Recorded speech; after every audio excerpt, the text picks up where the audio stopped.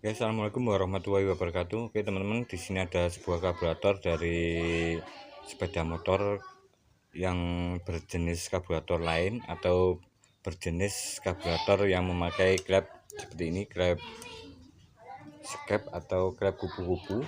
Oke, bentuknya bulat atau bentuknya seperti koin, dan di sini berfungsi untuk mengatur jumlah BBM dan udara yang masuk ke dalam mesin. Ini adalah fungsi utama dari sebuah karburator. Oke, dan untuk beberapa kendala saat motor kita gunakan pada karburator jenis seperti ini kadang setelan gasnya itu tidak bisa langsam atau cenderung lebih tinggi dari putaran gasnya saat posisi dimana kabel gas itu dilepas, handle gas dilepas. Timbul untuk putaran mesinnya itu tetap tinggi. Ini bisa kendala dari celah di dalam skepnya itu sendiri. Ini untuk kelonggaran dari skepnya itu yang sudah mulai membesar. Dan untuk kebetulan untuk motor ini masih normal atau saat kita lepaskan gasnya seperti ini. Lepaskan gasnya seperti ini, putaran mesinnya langsung menurun sesuai dengan perputaran dari kabel gas. Untuk posisi normalnya seperti ini. Yang ada celah sedikit dimana masih ada sisa udara masuk ke dalam ruang mesin atau ke dalam dari mesin, udara masuk ke dalam mesin, percampuran udara masuk ke dalam mesin. Dan di sini ada beberapa kendala pada kabel gas jika suatu saat untuk pengembalian kabel gasnya itu kurang maksimal, atau saat kita lepas kabel gasnya itu kadang macet atau menutupnya itu kurang begitu kuat, sehingga saat kita lepaskan gasnya itu gasnya masih tinggi. Itu bisa kita lakukan beberapa cara. Kita ganjal bir pengembalinya ini. Seperti ini. Kita tambahkan selang sedikit di sini. Kita masukkan supaya tekanan dari birnya ini lebih kuat. Dan ada beberapa lagi tentang masalah di skepnya sini yang bisa menyebabkan perputaran gasnya itu terganggu atau mesinnya itu tidak bisa secara langsam pada saat stasioner. Ini bisa disebabkan juga oleh jarak antara sini, jarak antara asnya sini ini mengalami kelonggaran sehingga terjadi ruangan udara di dalam sini.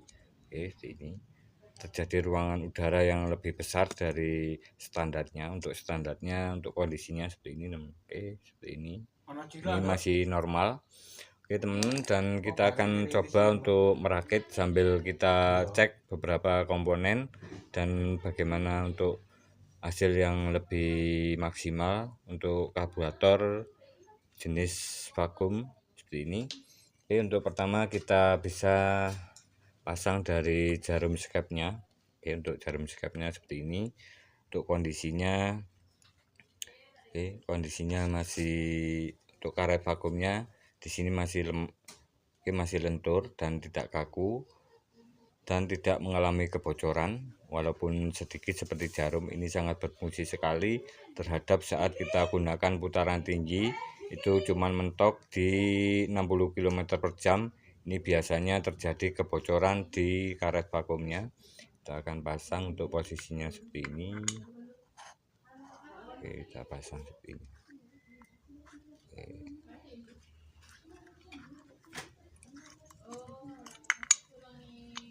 Pasang seperti ini. Setelah kita pasang seperti ini untuk posisinya, ini menutup, dan kita pasang dari bir pengembali dari jarum skepnya, dan di sini kita pasang penutupnya. Untuk penutupnya seperti ini, dan untuk birnya ini sangat lentur sekali. Kita pasang bautnya. Ini kita pasang kedua bautnya. Kita keraskan secukupnya.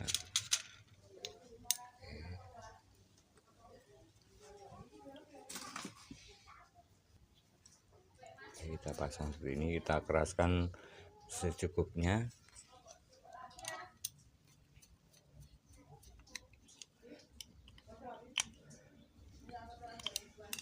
Oke teman-teman, dan untuk selanjutnya di sini kan saya pasang dari sebuah bagian di karburator ini adalah ACV atau air clad valve, atau berfungsi memotong udara yang masuk ke mesin saat putaran gas itu dari putaran tinggi langsung ke kita turunkan. Ini fungsinya ACV seperti itu. Kita pasang bagiannya. Oke, ini ada membrannya. Oke, ini pasang seperti ini. Kemudian ada pir penutupnya, dan di sini ada lubang. Ini lubang yang masuk ke sini, ke dalam belakang dari skepnya sini. Ini terjadi vakum menarik dari membrannya, karena ini di sini ada pirnya seperti itu untuk bagian-bagiannya, dan kita pasang seperti ini untuk posisinya. Oke, saya pasang dulu. Oke, kita pasang. Setelah kita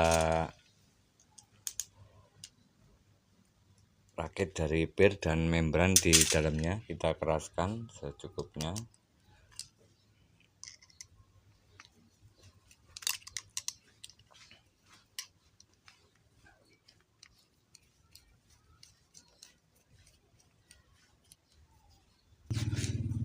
Oke teman-teman, dan untuk selanjutnya di bagian bawah, oke seperti ini ada mangkok dari karburator itu sendiri, berfungsi untuk menampung dari bensin dari tangki masuk ke dalam sini.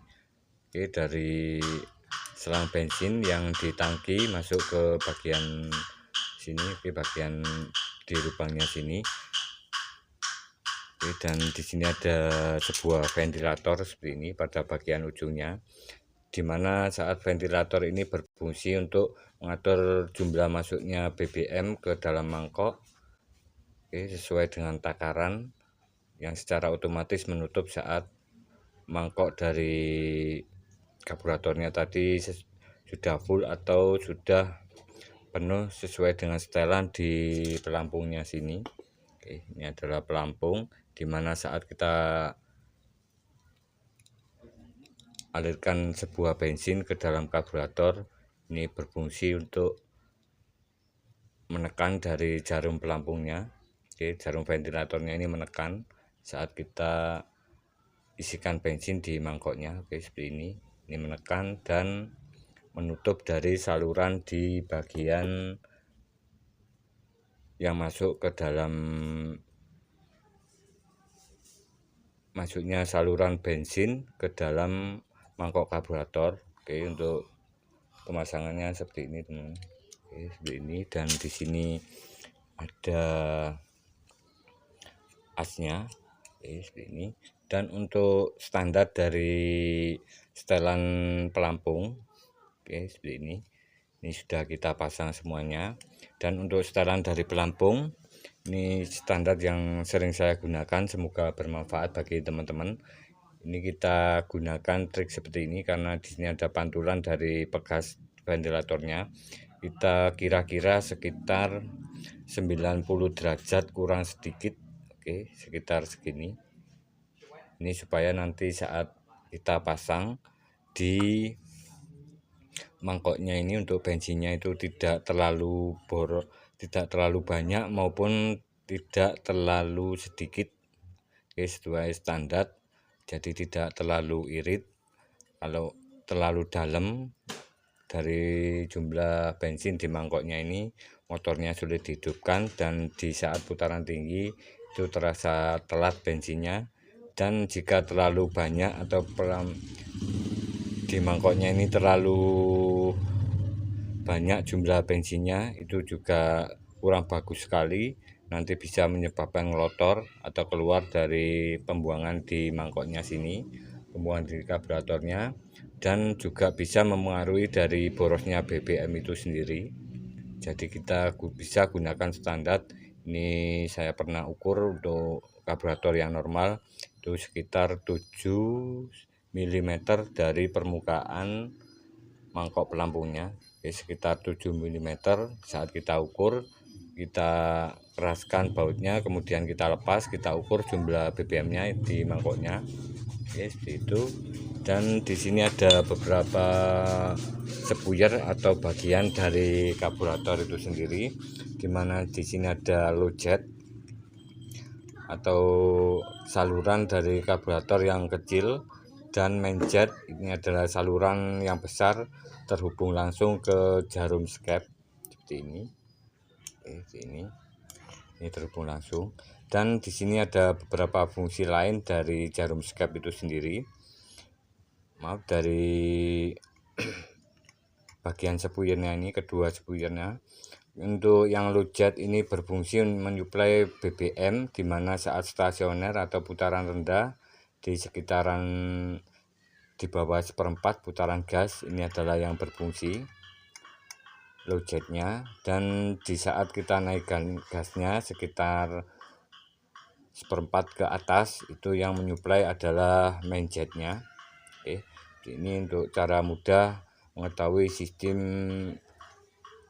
cara kerja dari sebuah karburator, di mana untuk karburator itu sangat penting sekali tentang takaran di dalam mangkoknya supaya BBM-nya itu lebih irit dan tidak terlalu boros yang bisa menyebabkan berbet. Dan di sini saya akan berbagi pengalaman tentang penggantian dari sebuah spuyer atau main jet pada kondisi dimana kita mengganti untuk spare partnya ini non ori. Kita bisa melihat besarnya lubang pada spuyer yang baru. Oke, ini juga berpengaruh sekali karena untuk yang non ori dari sebuah main jet ini, terutama yang main jet atau spuyer yang besar ini, untuk lubangnya itu tidak standar sesuai dengan ukuran dari karburator yang ori. Ini biasanya saat kita gunakan di putaran tinggi itu langsung bensinnya terasa habis. Ini bisa disebabkan oleh lubang yang di dalam main jetnya ini kurang besar. Ini biasanya kita jumpai pada saat penggantian spuyer satu set. Ini biasanya berikut dengan ventilatornya. Itu beberapa kasus terdapat perbedaan yang sangat mencolok sekali pada lubang main jetnya sini terlalu kecil. Oke, bisa berpengaruh terhadap motor itu sendiri saat kita gunakan pada kecepatan yang sangat maksimal sekali atau di kecepatan 60 km ke atas. Ini juga berpengaruh sekali. Jadi kita harus lebih teliti melihat lubang yang ada di bagian main jetnya ini. Oke, seperti itu, dan semoga bermanfaat bagi teman-teman semuanya. Dan untuk bagian lain pada karburator, ini semua karburator juga sama. Dan kebetulan di sini untuk setelan angin-angin dari sebuah karburator, ini kebetulan untuk Mega Pro, sepeda motor Mega Pro, ini kepunyaan Mega Pro menusok. Oke, ini setelan angin-anginnya macet, teman. Oke, ini bisa kita perbaiki. Kita bor ke tukang puput, kita ganti dengan yang baru. Ini untuk setelan di karburatornya ini, kebetulan untuk karburatornya agak boros sedikit. Jadi ini putarannya gasnya itu kurang ke luar atau ke kiri sedikit, sekitar 1 putaran. Oke, ini mengalami masalah dan ini macet, oke, tidak bisa diputar. Oke, terima kasih, semoga bermanfaat tips cara penyetelan, perakitan, dan beberapa informasi tentang karburator dari motor itu sendiri. Oke, semoga bermanfaat. Jika ada salah kata maupun kekurangan bisa ditulis di kolom komentar. Jika ada kesalahan mohon dimaklumi. Oke, dan di sini ada beberapa lubang. Ini untuk Mega Pro menusok. Ini ada beberapa komponen tambahan. Ini adalah sensor dari yang menuju ke CDI. Ini biasanya digunakan untuk memajukan pengapian. Pada Supra X125 itu ada TSS, throttle switch sensor, di mana alat ini berfungsi untuk memajukan percikan pada bunga api busi. Tujuannya supaya lebih responsif dan pengapiannya itu lebih cepat pada mesin motor. Saat pengapian busi itu lebih maju, jadi pembakaran di mesin itu lebih awal dan tarikan motor BBM-nya itu lebih irit, pembakarannya lebih bersih dan tenaganya lebih maksimal. Dan di sini ada lubang dari bagian karburator, ini adalah lubang bagian jok.